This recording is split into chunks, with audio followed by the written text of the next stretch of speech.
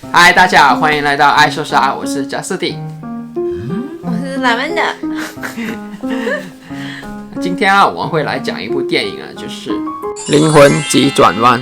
在一些国家呢，这一部电影也叫做《心灵奇旅》，然后也有一些是叫做《灵魂奇遇记》。那《灵魂奇遇记》这一部电影呢，是由 Pixar Studio， 就是皮克斯动画室他们所出品的。那 Pixar 他们一直以来他们出的作品呢，都是属于非常高的评价的。他们有出过很多好评如潮的一些作品，然后比如说《玩具总动员》Toy Story、Wall-E、华丽，然后还有那个《飞屋环游记》Up。对，然后还有我很喜欢看的那个可可夜总会 Coco， 然后还有一部脑筋急转弯 Inside Out。对，都很有意义，也很感人。对，他们拍的戏都是不只是拍给小孩子看的动画片，而是让大人跟小孩都能够一起去看。那《灵魂奇遇记》这一部作品呢，是由 Pixar 的首席创意官皮特·多克特他所指导的。那皮特·多克特他之前也有指导过好几部 Pixar 非常闻名的作品，包括我们刚才提到的《飞屋环游记》Up，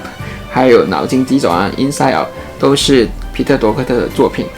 那彼得·多克特他是怎么样得到这整部《灵魂急转弯》的灵感呢？他其实在2015年的时候，当时出了那个脑筋急转弯 Inside Out 嘛。那这一部电影在2016年的时候呢，也得到了奥斯卡的最佳动画片奖。And the Oscar goes to Inside Out。那他在获奖了之后呢，他就开始沉思了。他有的那个想法就是，难道就是这样子吗？就是拍了一部这么成功的作品，然后我接下来就是又再重复的再拍下一部作品，他就开始所谓的陷入了中年危机吧，就开始怀疑自己，自我怀疑。那后来呢，在他写这整个灵魂奇遇记的脚本的时候呢，他就是想要拍一部电影，就是这一个灵魂呢是怎么样的去透过不同的方法去找到活下来的生命的意义。那在定下整个故事的大纲之后呢，他们就开始描写第一位男主角。那在戏里面的第一位男主角呢，他的名字是叫做Joe Garner。那他们在为 Joe Garner 设定一个职业的时候呢，他们也是苦恼了很久的。就他们有考虑过要把这个 Joe Garner 描述为是一个科学家，也有想过要把他描述为是一个演员，但是到最后呢，他们就想要把他描述为是一个音乐家，因为他们就认为呢，就是做音乐的人呢，能够跟观众能够产生一个比较大的共鸣。那你在演这戏的时候，对啊，可是当你要去带入一个角色，因为他有那个音乐然后你就更容易听觉能够带入他的世界嘛，所以他们就想要觉得做音乐的人更能够和观众产生共鸣，然后他们就想要把它定位为是一个玩爵士乐的音乐家。那在决定了主角的职业会是爵士乐音乐家之后呢，他们就决定了这个主角他的背景一定是要一个非裔美国人。那为什么会坚持要用非裔美国人来做主角呢？是因为爵士音乐是起源于非裔美国人在美国的一个新奥良 New Orleans 的一个社区的，所以呢，他们就想要致敬，使得 Pixar 第一次有了非裔美国人基来作为男主角。第二个角色呢，就是22号。那22号这个角色其实相对来说是比较有更多不同的含义的。最重要的一个起因，为什么它有这个22号这个名称呢？是根据一个英文的词汇 Catch-22， 就是坑人22。那这个 Catch-22 怎么听不明白呢？那坑人22呢，其实是一个逻辑悖论来的，它是由约瑟夫·海勒在1960年写的一本小说，叫做《第22条军规》，然后里面所提到的。里面提到的这一个第22条军规呢，是关于一个事情因为矛盾而引起的两个不同规律，然后所引起的一个悖论情形。那具体这个逻辑悖论到底是怎么样的去被理解的呢？在那本小说里面就提到了，有一个飞行员呢，他是非常的害怕去执行飞行任务，所以呢，他就想到了要用军队里面的第22条军规。那个第22条军规呢，是说疯子是能够免于参与飞行任务的。对，那为了证明他是疯子呢，他就必须要去找一个军医来去证明他是疯子。但是呢，这一个第22条军规呢，确实有一个非常坑人的点，就是说你要使用这一条军规的话，你必须是由你自己本人去提出申请。但是呢，如果是你自己主动去做这个申请的话，就代表你自己是有意识到执行这些危险的飞行任务是会对你的自身安全产生威胁的。那如果你能够有理性的想法的话，你就不是一个疯子，所以你就不能够去运用这个第22条军规。其实摆到明这一个就是一个坑人的条规。对啊，那如果他是疯子的话，他就直接就搭上飞机去执行那个任务了。对啊，其实说到明的就是像这一部电影呢，这个22呢，它完全没有找得到任何一个火花点能够让我是想要去地球生活的。那怎么样能够让你找到一个点去想要去地球生活呢？就是让你去地球生活。就是他就是用着这个 Catch-22 的这一个整个理念去构造出了这个22的一个整个角色的基本背景设定。好，那我们回到这个电影的情节，在电影的上半部呢，就介绍了关于 Joe Gunner 还有22号他们这个人物的背景故事。那 Joe Gunner 是一位郁郁不得志的音乐家，他是在小时候呢，因为跟爸爸呢去了一个爵士的音乐会，然后从那时候起就开始对爵士音乐非常的着迷，然后梦想想要在爵士音乐这一个领域呢有非常好的成就嘛。在他长大了之后呢，他都一直没有能够在爵士音乐表演这一方面呢得到非常大的突破。就在他人生这么低潮的时候呢，他就收到了他朝思暮想的一个音乐家 Dorothy 的邀请，就是让他跟他的团队一起去同台表演嘛。在他以为他人生遇上转折点的那一刻呢，他却在兴奋过度，然后不小心就掉进了一个人孔，导致了他进入了一个假死状态，就是他的灵魂跟他的肉体暂时是分开了。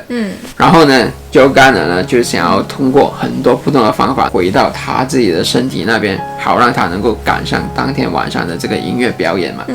那在这一方面呢， Pixar 他们用到的一个描述 Joe Gunner 的方式呢，就是把它描述成他是一个比较往前看、向前看、积极的一个人嘛，因为他就是不断在追逐他的梦想，然后非常的积极，通过很多不同的方法都想要让自己的梦想实现。那22呢是跟 Joe Gunner 呈现出了一个相反的一个性格。在电影那边呢，有一幕呢就是说他们要为这一些灵魂配对一个导师，好让这些导师帮助这些灵魂呢能够找到他们的一个火花点。在为22号配对导师的前一个灵魂呢，你还记得他那个灵魂的号码是多少号吗？21。站在22号之前的那一个灵魂号呢，它是1082.1121,415号。其实这一组数字是根据世界人口的统计学呢，曾经活在这个世界上的人类的总人口。就是说他还去查了对人口统计。对。那从这一个数字的概念呢，大家就知道22号呢，其实就是属于非常原始我们祖先的一个灵魂呢。也至于在电影里呢，一开头就是描述了22号曾经经历过无数个名人来作为他的导师 Albert Einstein，包括就是爱因斯坦啊、林肯，然后还有 Mother Teresa。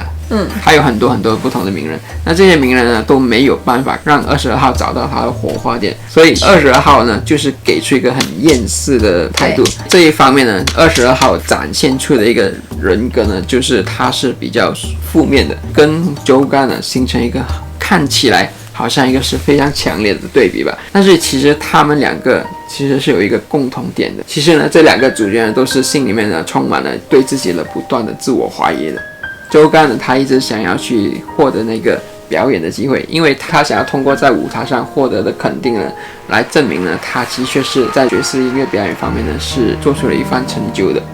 然后22号呢，其实他为什么一直不能够得到最后的火花去到地球通行的呢？是因为他一直都不断的怀疑他自己，他从来都觉得自己是不够好，不配去到地球生活，他对自己的自我怀疑是非常的强的。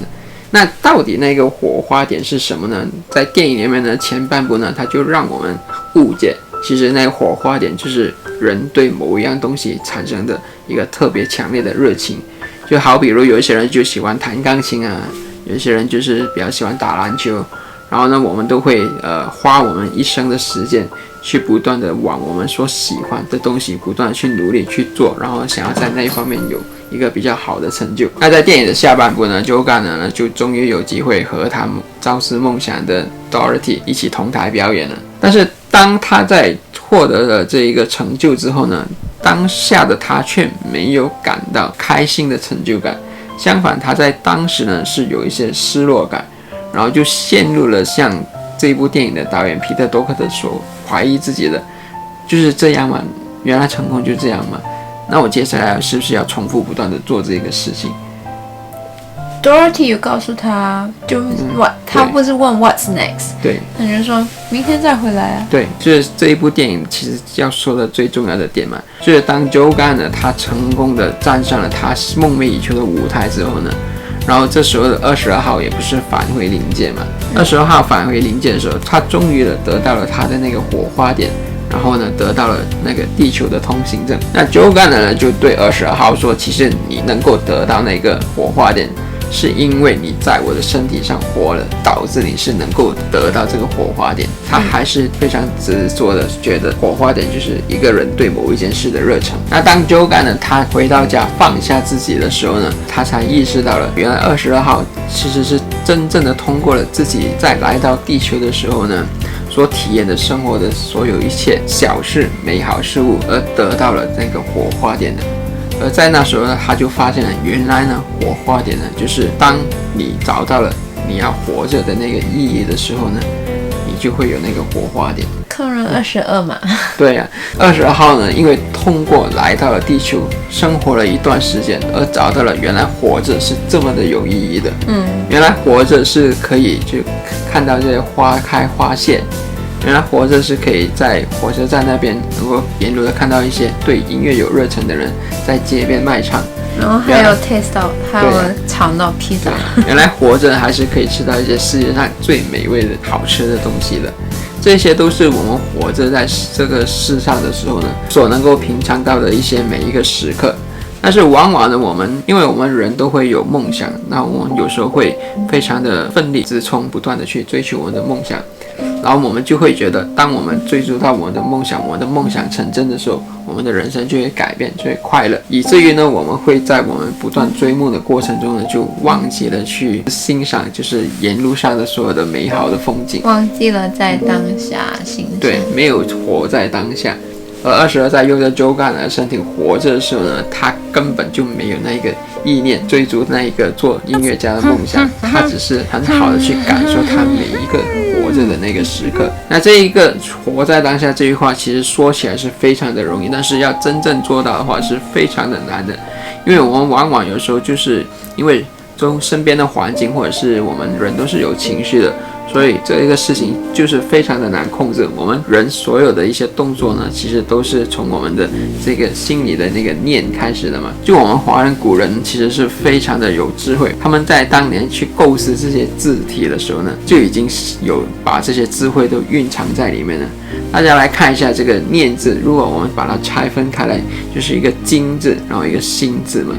就是说我们的心呢，一定要在这个今天的这个当下，而不是把我们的心呢都放在明天或10年后会实现的一个梦想。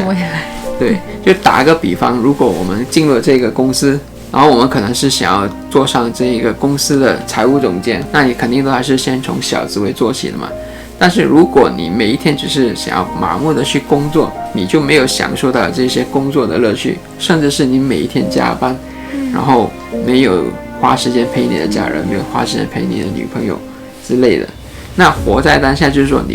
当你没有在工作的时候，当你在跟你的家人、跟你的女朋友一起度过工作以外的时间的时候呢，你就应该全心全意的投入在那一个时刻，不要在跟你家人吃饭的时候呢想着工作的事情。就活在当下是你对自己的一个交代，你自己感受到快乐，好像在戏里面就是你活着的意义，你享受的当下，就好像我其实不在乎你是不是活在当下，别人是不在乎你是不是活在当下的，因为就是人是自私的嘛。那我就觉得活在当下是你自己对自己的一个交代，所以你自己快乐就行了。可能你在经历这个非常痛苦的时刻，难道你要说我也要去学会享受那个痛苦吗？那其实是没有错的，只不过还是回到刚才那句话，就是那个念字，就是你的那个念是怎么样去改变。打个比方，如果你今天你家里是被进贼了，那通常人家就会抱怨，然后就说啊，怎么我住的这个房子的保安这么差，然后可能去投诉，或者是说想要后悔，然后想要赶紧的去搬走。那如果你转换你的那个念，然后你就改变你的看这个事情的思维的话，那你可能会说啊，我今天被偷，幸好我人没有在家，因为如果我在家的时候他进来偷东西，那可能我的生命我的家人会有危险。然后你也可以在庆幸，就是说幸好他没有偷完我所有的贵重物品，他只是偷走了我一部分的贵重物品。对啊，然后你也可以庆幸，就是做抢劫犯的那个人不是你，是他。对啊，所以活在当下意思就是好坏你都要接受。就有一句话就说的非常对的，就是顺风的时候呢，猪站在风口上呢，猪都会飞；但是在逆风的时候呢，只有雄鹰是能够乘逆风而行的。猪会摔死，猪就会摔死。